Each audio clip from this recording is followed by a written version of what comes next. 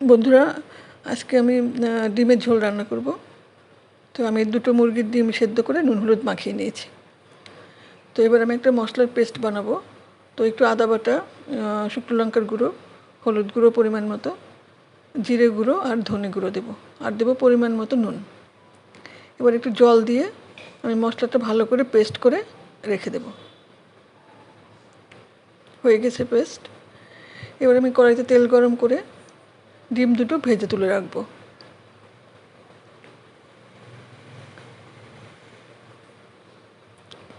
ডিম দুটো একটু ভালো করে ভেজে নেব। হয়ে গেছে ভাজা, এবার তুলে নেব। এবার আমি ফোড়নে দিয়ে দেব তেজপাতা আর পাঁচফোড়ন।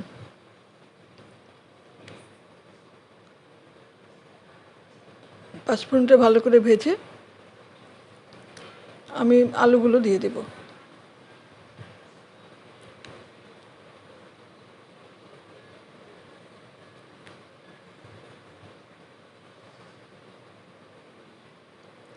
আলুগুলো ভেজে তুলে নিলাম। এবার আমি পেঁয়াজ কুচি দিয়ে দেব। পেঁয়াজটা কিছুক্ষণ ভেজে আমি হালকা করে ভেজে রাখা আলুগুলো আবার দিয়ে দিলাম। দিয়ে এবার ভালো করে পেঁয়াজের সঙ্গে ভেজে নেব।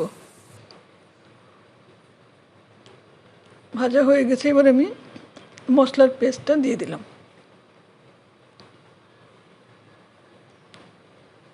একটু ঢেকে ঢেকেই মশলাটা কষাবো আলু সহ, তাহলে আলুটা সেদ্ধ হয়ে যাবে তাড়াতাড়ি। আলুটা অনেকটাই সেদ্ধ হয়ে গেছে, মশলাটাও কষানো হয়ে গেছে। আমি এবার দিয়ে দিব পরিমাণ মতো জল।